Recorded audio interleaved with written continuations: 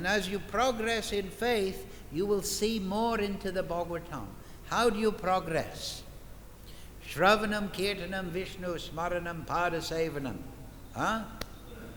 You should hear from the self-realized soul, from the Bhagavat devotee. This is what Prabhupada is explaining. You should see the varieties. You should not think it's all oneness. This is the defeat of intellectualism. It's all one. Sugar and salt, put it in my tea, it's all one. I'll put salt in my tea. And instead of eating a biscuit, I'll chew on a piece of droppings from the sewer on the road. It's all one. This defeats all intelligence. This is completely confused India.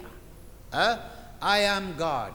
People are taught by Apasam, I am God, everyone's God.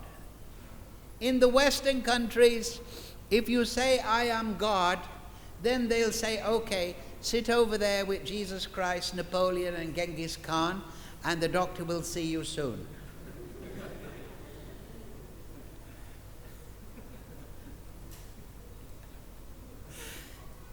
But in the West, they're completely confused by Darwinism.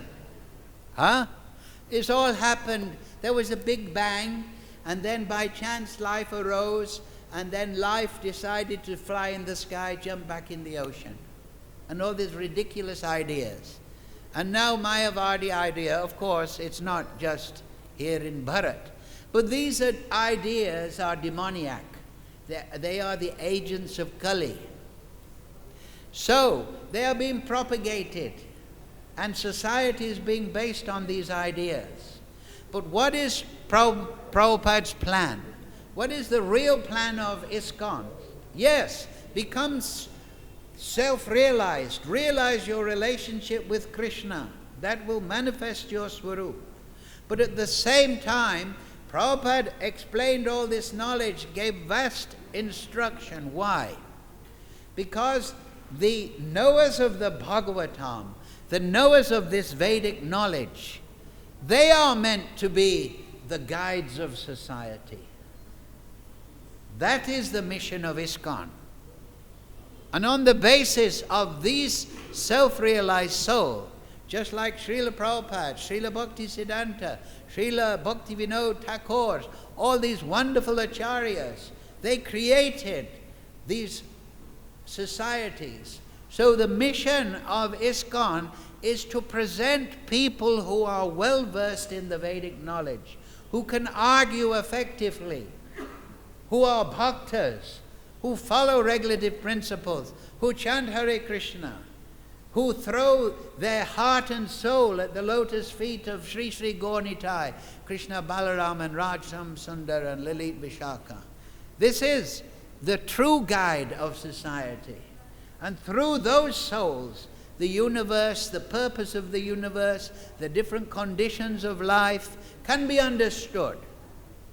Now, if you want to spend your time analyzing how an atom and molecule operates, okay, do it. But see it as the wonder of the Supreme Lord. Offer your endeavor, your attachment to that material activity, akama, savakama, as an offering to the Supreme Lord. And actually, when this scientific idea started, we can say around the time of Newton, that was the idea, that the scientists were going to discover how the Supreme Lord had made this universe. But now, under the influence of Darwinism, the atheistic, demoniac element has entered, and now it is just, we must try and write a mathematical formula that explains everything. If mathematics can explain everything, then mathematics would be God. Then mathematics would be the great sage.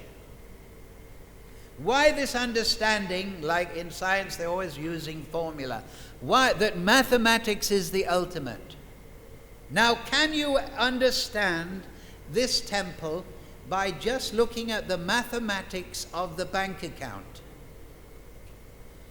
So much in the Goshala account, so much devotee maintenance, so much for cleaning, so much for whatever. If the bank manager says, I know the mathematics of your bank, of your temple. I know all your input and your output. I know much. Therefore, I know everything in your temple, in what is happening in your temple. What will you say to him? You'll say, you're a madman, I want to change my bank.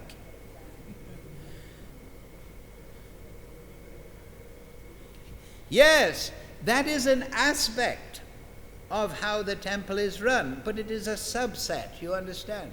It is not the full picture. You can see how the money is changing and going from this account, spending, coming out. Yes, it is related to the running of the temple. But does it explain the Bhagavatam class? Does it explain what the cows are eating in the Goshala? Does it explain the Mahaprasad? Can mathematics explain the feelings of the devotees? Can mathematics explain the beauty of the tamal tree in the courtyard? So these foolish materialists think that mathematics is God, it will explain everything. But anyone with a little intelligence can see that this attitude is just a refusal to accept the obvious presence of the Supreme Lord in every atom and molecule, in every action. Sutre mani gana, yad yad vibhuti mat sattvam. So they have no wonder, they have no insight through the unlimitedly wonderful and glorious and ultimately materially inconceivable activities of the Supreme Personality of Godhead and His glorious devotees. Srila Prabhupada, Sri Sri Gaurnitai, Krishna Balaram, Radhasham, Sundar, Lalit Vishaka Ki Jai. Thank you all very much. Any quick question? Okay. Thank you all very much. Hare Krishna.